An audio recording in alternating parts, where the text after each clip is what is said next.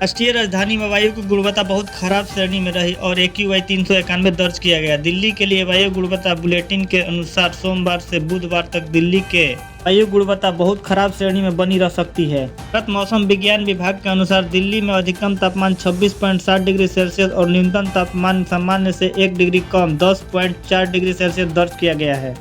UP में पछुआ और उत्तरी पश्चिमी दिशाओं से ठंडी और शुष्क हवाओं के कारण तापमान में गिरावट दर्ज किया जा रहा है। आगामी 2-3 दिनों के दौरान अधिकतम और न्यूनतम तापमान में 2-3 डिग्री सेल्सियस तक की और कमी होने की संभावना है, जिससे प्रदेश में ठंड का प्रभाव और बढ़ सकता है। झारखंड में भी ठंड बढ़ने का असर है। यहाँ किसी बड़ी मौसम प्रणाली का असर नहीं है, लेकिन उत्तर पश्चिमी हवा लगातार सक्रिय है, जिसके कारण पिछले 24 घंटों में पूरे राज्य में मौसम शुष्क रहा है। बिहार में अभी ठंड कम महसूस हो रही है। बंगाल की खाड़ी में बना कम दबाव का क्षेत्र बिहार की ठंडी हवाओं के प्रभाव को रोक रहा है। इसी वजह से यहाँ उत्तर पश्चिमी से आने वाली ठंडी हवा कम पहुँच पा रही है। बिहार में भी ठंड कम पड़ रही है।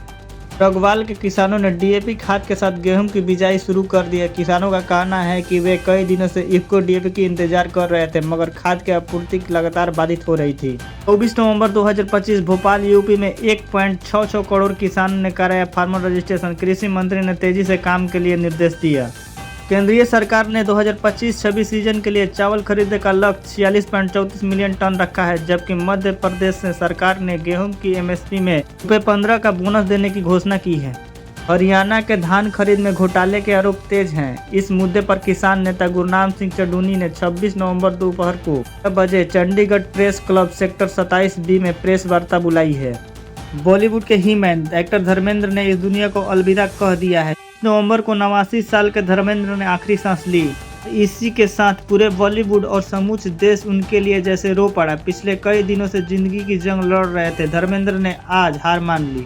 भोजपुरी सुपरस्टार पवन सिंह ने फेसबुक पर धर्मेंद्र के साथ अपनी फोटो साझा करते हुए लिखा, धर्मेंद्र जी के जाने की खबर ने दिल को भीतर तक तोड़ दिया है। ऐसा लगता है कि मानो पर्दे से नहीं, जिंदगी से ही एक रोशन उजाला चला गया है। मेरा सौभाग्य रहा कि मुझे उनके साथ काम करने का अवसर मिला है।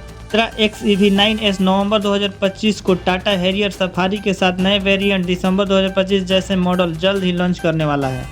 टाटा सिएरा भारत ने अपनी वापसी के लिए पूरी तरह से तैयार है और इसे कल यानी 25 नवंबर को लॉन्च किया जाएगा। 2025 टाटा सिएरा मॉडल स्टाइल और ढेर सारी टेक्नोलॉजी के साथ कॉम्पैक्ट XUV सेगमेंट में एंट्री लेगी और इसकी टक्कर हुंडई क्रेटा से रहेगी।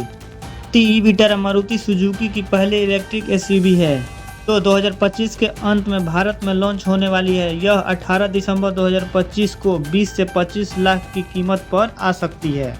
देहरादून में साइबर ठगों ने एक रिटायर्ड बैंक कर्मी को निवेश के लालच देकर 55.50 लाख रुपए का ठग लिया। आरोपित ने शेयर बाजार की जानकारी देकर अलग अलग खातों में रुपए जमा करवाए। जब पीड़िता ने पैसा निकालना चाहा तो उनसे 21 लाख रुपए और जमा करवाए। ठगी का एहसास होने पर पीड़िता ने साइबर थाने में शिकायत दर्ज कराई। सुप्रीम कोर्ट ने $1.6 अरब के बैंक धोखाधड़ी मामले में उद्योगपति नितिन और चेतन संदेशरा के खिलाफ आपराधिक आरोप हटाने पर सहमति जताई है, बशर्ते वे बकाया राशि का 1/3 हिस्सा चुका दे। यह कदम अन्य आरोपियों को भी समझौते की राह पर अपनाने के लिए प्रेरित कर सकता है।